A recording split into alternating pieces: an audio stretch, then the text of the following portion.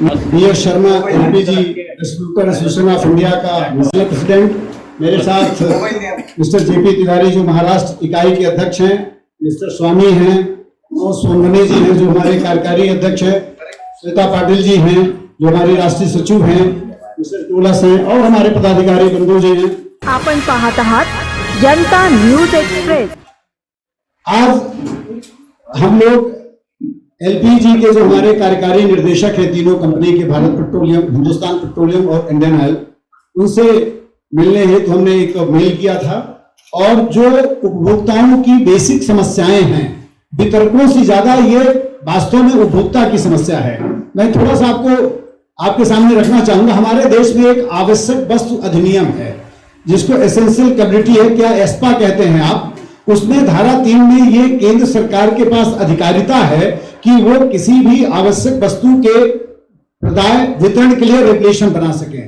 2000 में भारत सरकार ने पुराना जो लॉ ऑर्डर था एलपीजी कंट्रोल ऑर्डर, उसको रिपील करके और 2000 में एक ऑर्डर बनाया 3। उसमें पहले ये व्यवस्था की गई कि person more than 1 LPG gas connection, अर्थात एक व्यक्ति एक गैस कनेक्शन रख सकता है। 2010 में इसमें एक अमेंडमेंट लेकर के आए और संशोधन किया गया कि पर्सन के स्थान पर house hold more than 1 LPG gas connection. House hold means पति पत्नी, अविवाहित बच्चे और डिपेंडेंट मदर फादर, अर्थात जिस व्यक्ति को कनेक्शन दिया गया उसे अकेले कनेक्शन नहीं दिया गया है, उस हाउस होल्ड को कनेक्शन दिया गया है। यदि किसी व्यक्ति, उसकी पत्नी भी उसमें शेयर होल्डर है, उसके बच्चे भी उसके शेयर होल्डर हैं और उसके डिपेंडेंट मदर फादर भी उस कनेक्शन के शेयर होल्डर हैं। अब सेक्शन 9 उसमें एक क्लॉज है कि कोई भी वितरक, हम सब वितरक हैं, हम लोगों के लिए एक आचार संहिता रखी गई कि हमारे यहाँ जो कंज्यूमर रजिस्टर्ड है, हम उसे किसी भी कार्य दिवस में, यदि हमारे पास एलपीजी सिलेंडर है, हम विक्रय करने से इनकार नहीं कर सकते।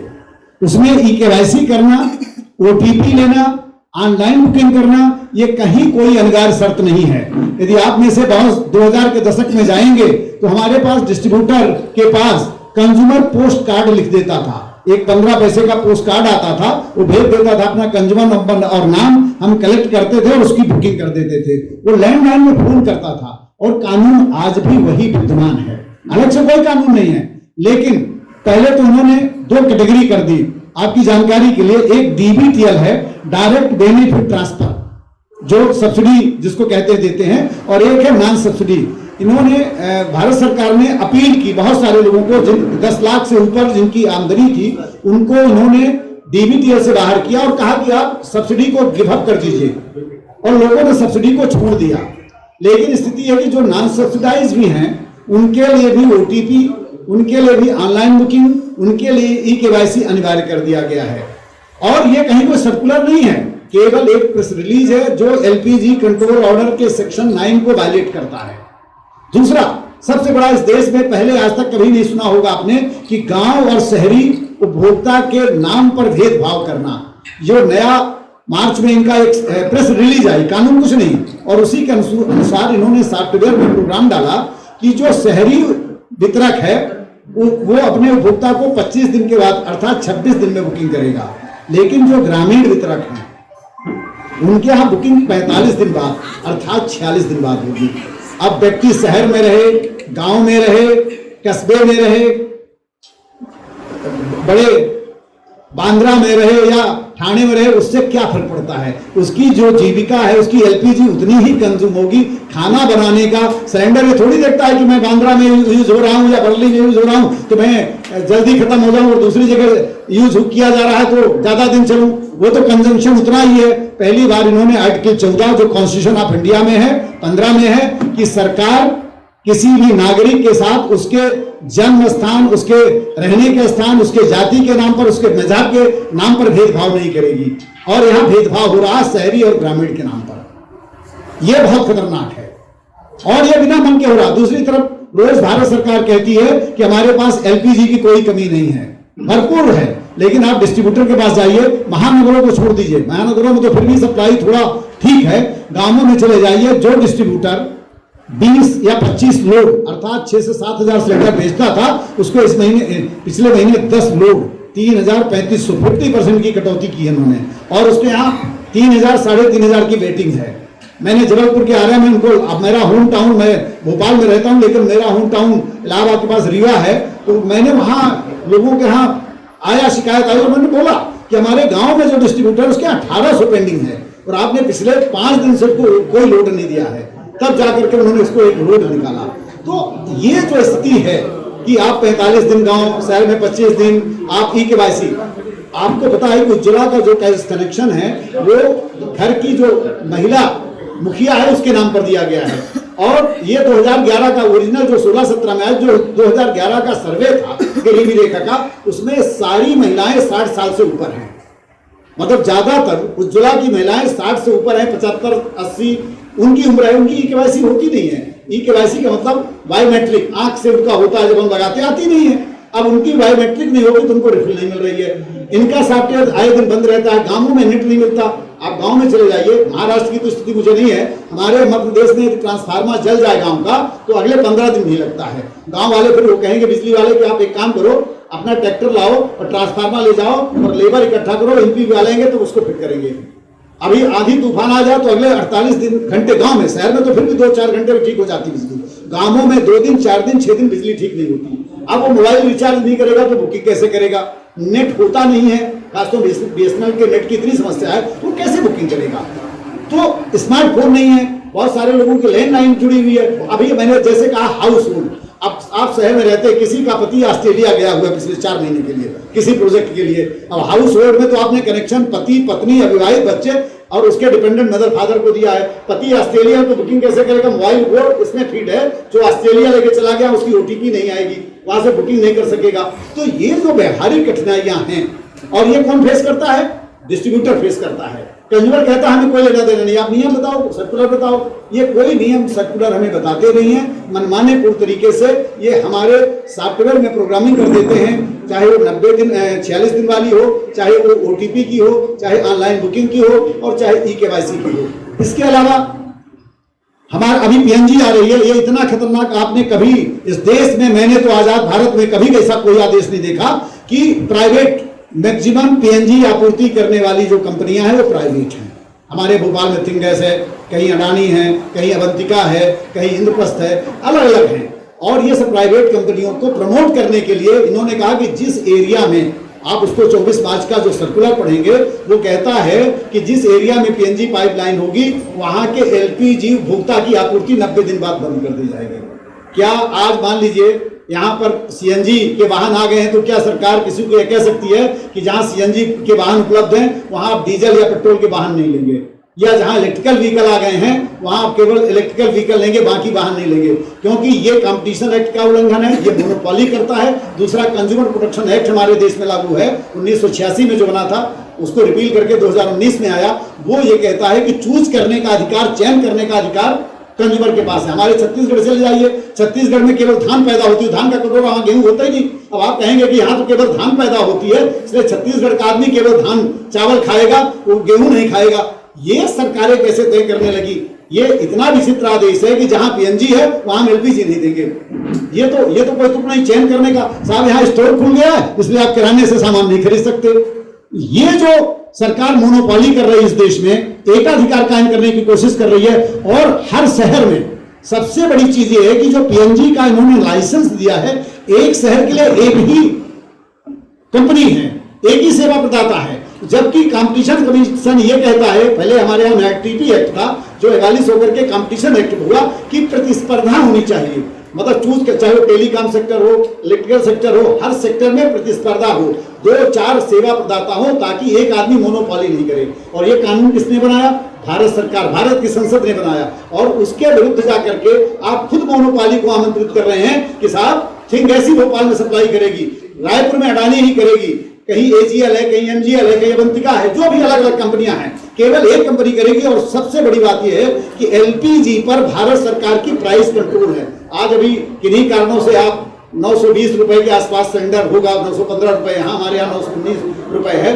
और पीएनजी, जब पीएनजी लॉन्च हुई, मैं भोपाल की कीमत मुझे पता है 35 रुपए लीटर, और डीजल 106 रुपए लीटर था भोपाल में। आज डीजल वहां 92 रुपए लीटर है और सीएनजी 90 रुपए लीटर है।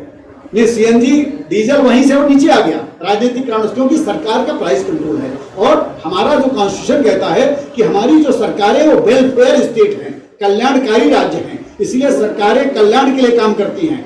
और आप यहाँ क्या कर रहे हो, कह रहे हो हम ईंधन के लिए नहीं देंगे। और उसमें सबसे बड़ी समस्या क्या होगी कि मान लीजिए आप मुंबई के एक एरिया में रहते हैं, वहां पीएनजी है, लेकिन आप किराएदार हैं, कल आप दूसरे एरिया में चले गए, वहां पीएनजी नहीं है और वर्तमान में कनेक्शन बंद है। आज इस समय पूरे देश में एलपीजी का नया कनेक्शन बंद है। आप मुंबई में रहते हैं, आप सूरत चले गए या किसी कस्बे में चले गए, वहां पर केवल एलपीजी है, तो आज कनेक्शन बंद है, फिर आप क्या करेंगे? क्योंकि पीएनजी का कनेक्शन तो पोर्टेबल नहीं है, ट्रांसफर नहीं हो सकता। एलपीजी का कनेक्शन ट्रांसफर हो जाता है, यहाँ आप जमा करिए, वहां जाकर के ले लीजिए। पीएनजी का कनेक्शन आप एक बार 6,000, 8,000, 10,000 रुपए अलग अलग शहरों में उसका कनेक्शन का चार्ज दे दीजिए, जब बंद करेंगे तो आपको जीरो रिफंडेबल है। एलपीजी में आप जितना डिपॉजिट करते हैं आपको मिल जाता है, उसी डिपॉजिट पे जाके आप दूसरे शहर में ले लेते हैं। तो ये जो स्थिति है, और इस देश में एक मजदूर मजदूरी करने मुंबई में आया है, उसने एक एलपीजी कनेक्शन ले लिया है और बिहार जाना है उसको, तो पीएनजी लेके जाएगा, वो तो चला जाएगा, तो अब यहाँ कनेक्शन बंद करेगा, जाके भागलपुर में कनेक्शन ले लेगा। तो ये जो व्यवहारिक कठिनाई है, सरकार उसको ध्यान में नहीं रख रही है। और इन्हीं सब विषयों को लेकर के हम भारत पेट्रोलियम गए, मैं तो सरप्राइज हुआ, मैंने उनको बोला कि उन्होंने पूरा छावनी बना दिया था। महाराष्ट्र पुलिस बल के 20-25 जवान हम लोग तो मिलने गए थे, और लोगों की वास्तव में ये जो समस्या है, ये उपभोक्ता की समस्या है, हम उसके माध्यम बढ़ रहे हैं। क्योंकि हमारा देश का उपभोक्ता बहुत साधारण व्यक्ति है, वो यहाँ नहीं आ सकता है अपनी बात को रखने के लिए, तो उसकी तरफ से हम बात रखने आए थे कि सर ये जो प्रॉब्लम्स है और ये जो चीजें हैं कि आप लोगों के आज ये क्या कर रहे हैं कि बुकिंग ना हो, सॉफ्टवेयर के ऊपर पेंडेंसी कम दिखे, बैकलॉग कम दिखे, उसके लिए इनके सॉफ्टवेयर में बुकिंग ही नहीं हो पा रही है। लोग परेशान है, बुकिंग करने आप जाइए तो कभी आप सुबह होगी, कभी शाम को होगी, कभी नेटवर्क बिजी मिलेगा। 30 से 40% लोग समय पर बुकिंग नहीं कर पा रहे हैं। फिर आप 25 दिन आपके लिए है, आप 26वें दिन बुकिंग करते हैं, फिर यदि आपको 15 दिन बाद गैस मिल रही है तो आपको वास्तव में 26 दिन नहीं, आपके लिए 40 दिन हुआ। फिर उस 40 दिन के बाद आप 26 दिन में बुक करेंगे आप, और 45 दिन वाले को तो अगले 25 दिन तक नहीं मिल रही है, तो वो तो 65 दिन बाद बुकिंग कर पा रहा है। मतलब उसका 65 दिन तक सिलेंडर कैसे चलेगा? 2.5 महीने। आपने 45 दिन के बाद ये गारंटी नहीं कि 46 दिन बाद मिल जाएगा उसको, वहां पर गैस ही नहीं है, वो 20 से 25 दिन बाद आपको दे रहा है। तो ये जो स्थिति आपने पैदा कर दी देश में, देश से झूठ बोल रहे हैं। सरकार को आगे आकर के अपनी जो स्थिति है देश के सामने, क्योंकि देश आपका है, आप अपने लोग हैं, ये कोई बाहरी लोग नहीं है, आप इनके सामने सच रखिए, इनको बताइए कि आप वैकल्पिक ईंधन कम करिए, मेरे पास नहीं है, लेकिन आप वितरक को विलेन बना रहे हैं। वो आता है पेपर की कटिंग लेकर के, आजकल तो वीडियो आ जाते हैं और वो हमको वीडियो सुनाता है कि देखिए ये आप ही के सेक्रेटरी है ना, ये आप ही के चेयरमैन है ना, ये क्या कह रहे हैं कि हमारा कोई भी आउटलेट ड्राई नहीं है, सबके पास पर्याप्त गैस है, और आप 3 दिन से कह रहे हो कि आपके यहाँ गैस नहीं है। तो जो हमारे वितरक को विलेन बनाने की प्रक्रिया तीनों कंपनियां कर रही हैं, तीनों पीएसयू कंपनियां हैं, तीनों सरकार के नियंत्रण की कंपनियां हैं, और हमारा कमीशन तो भूल जाइए, 19 के बाद कोई कमीशन बढ़ाई नहीं कोविड के नाम पर। अभी मनोज जी कह रहे थे कि हमारे यहाँ गैस एकमात्र, कोविड में पूरा देश बंद था, यहां तक कि रेलवे की सेवाएं बंद थी, जो पहली बार शायद देश में हुई है कि रेलवे की सेवाएं बंद हुई, लेकिन हमारा डिलीवरी मैन लोगों के घरों तक जाके सिलेंडर सप्लाई किया। सैकड़ों की संख्या में कोविड में उनकी देहांत हो गया, स्वर्गीय हो गए, लेकिन उनको एक सफाई कर्मी को तो इन्होंने कोविड योद्धा कहा, लेकिन हमारे डिलीवरी मैन को कोविड योद्धा नहीं माना, कम से कम उसको सम्मान तक नहीं दिया इन्होंने, उनके काम की कोई वैल्यूएशन नहीं हुई। बहुत सारे डिस्ट्रीब्यूटर की डेथ हुई क्योंकि वही एकमात्र थे जो घरों घरों तक जा रहे थे और वहां से कोविड लेकर के लौट रहे थे। तो ये हमारी मांगे थी, और हमने, चूंकि हम आंदोलनरत थे, पहले से हमारा आंदोलन चल रहा था, अक्टूबर, नवंबर, दिसंबर में हमारा आंदोलन था, और मार्च के बाद हमारा आंदोलन का तृतीय चरण जिसमें अनिश्चितकालीन बंद की बात कही गई थी, जंतर मंतर पर हमारा प्रदर्शन था, लेकिन हमने उसको, जो देश के ऊपर संकट आया, ताकि ये हमारे ऊपर आरोप ना लगे कि संकट के समय हम देश के विरुद्ध खड़े हो गए या हम देश के लोगों के साथ नहीं हैं, इसलिए हमने उनसे निवेदन किया है कि आप हमारी मत सुनिए, लेकिन जो आम उपभोक्ता है, जो खासतौर महिलाएं हैं, जो 80 साल की हैं, जो 75 साल की हैं, जो ईंधन पर है, उनके यहाँ खाना नहीं बन रहा, हमें खुद देख करके तकलीफ होती है कि वो बुकिंग नहीं कर पा रही। उन्होंने कभी मोबाइल नहीं सुना,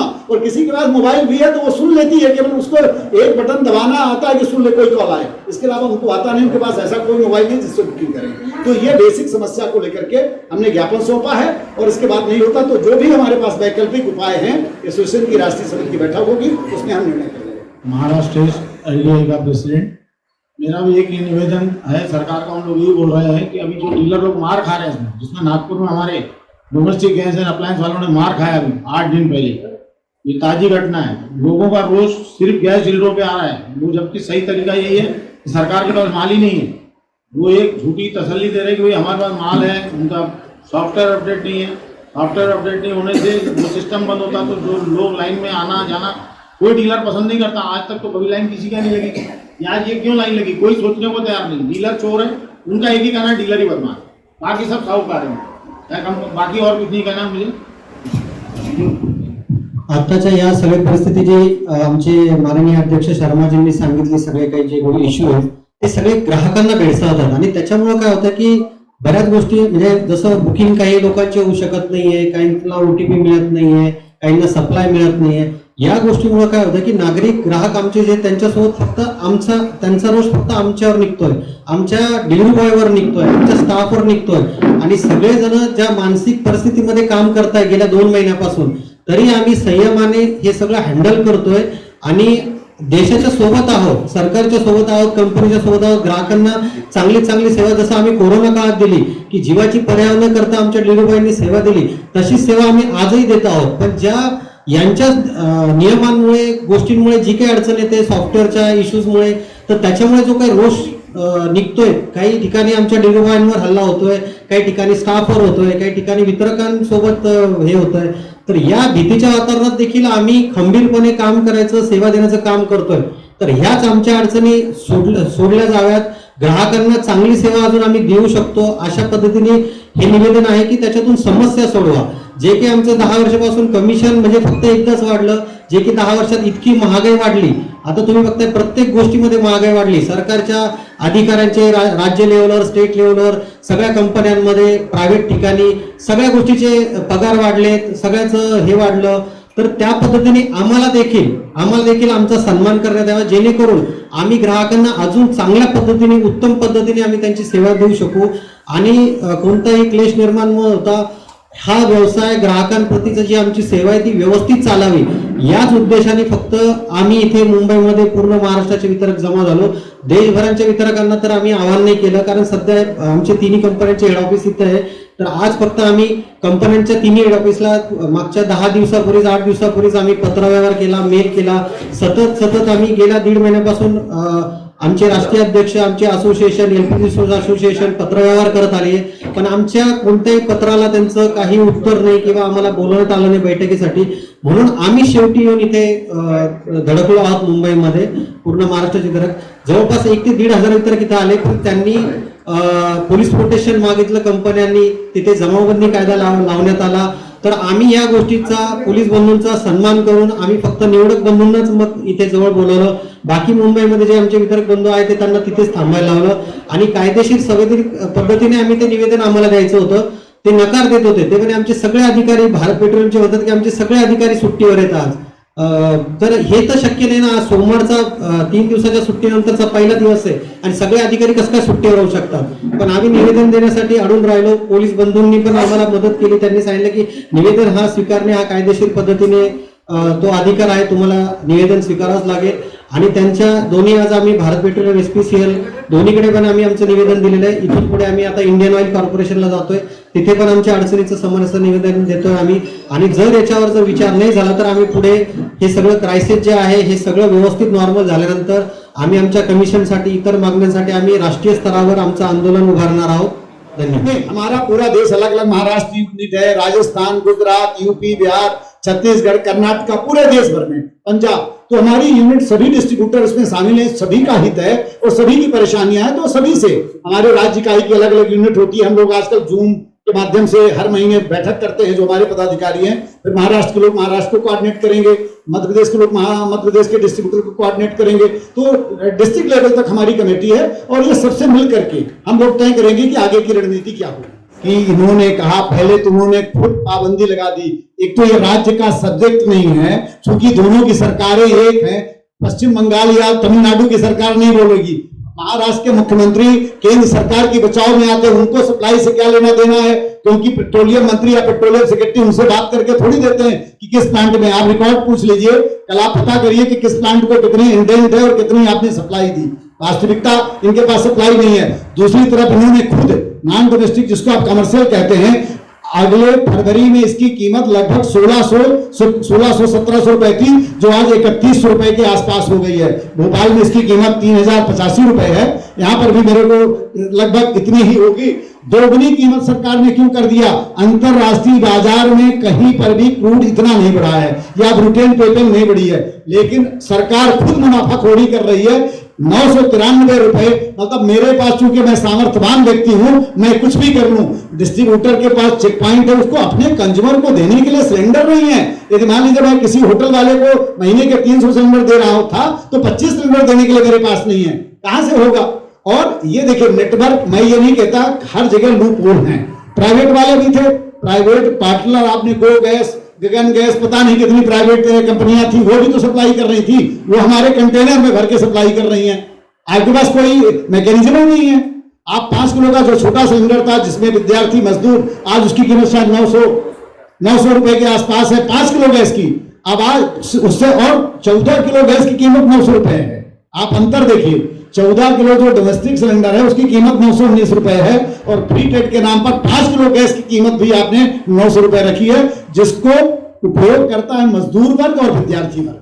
रुपए का कमर्शियल सिलेंडर था, तब भी हमारा कमीशन उतना ही था। आज वो उसकी कीमत 3000 हो गई, मेरा कमीशन उतना, हमारी लागत 2 गुना हो गई। 100 सिलेंडर जो डिस्ट्रीब्यूटर मंगवाता था तो उसकी पूंजी लगती थी 1.5 लाख के आसपास, आज लग रही है 3 लाख पर कमीशन हुई है। आज भी डिस्ट्रीब्यूटर आपके घर तक जो पहुंचाता है सिलेंडर, उसको केवल 35 रुपए मिलते हैं, जबकि भारत सरकार ये कहती है कि पोस्टल सर्विसेज जो है वो सोशल ऑब्जेक्टिव है। 55 रुपए में रजिस्टर्ड एडी यदि आप करिए तो 55 रुपए मिनिमम में होती है रजिस्टर्ड एडी, जिसमें एक डाकिया 100 चिट्ठी लेके चला जाएगा, एक बैग में 100 चिट्ठी लेके जा सकता है वो। और हमारा एक डिलीवरी मैन 3 मंजिला चढ़ाता है। बंबई में तो लिफ्ट सिस्टम है, मैंने यदि आप छोटे शहरों में जाइए तो 3 मंजिला 4 मंजिला कोई लिफ्ट होती नहीं है, वो चढ़ा के लेके जाता है। और 35 रुपए में हमें पूरा खर्चा, पूरा 35 रुपए में vehicle, delivery man, driver, insurance, everything 35 रुपए में हम। कहीं ना कहीं इसका असर तो उपभोक्ता के ऊपर पड़ेगा।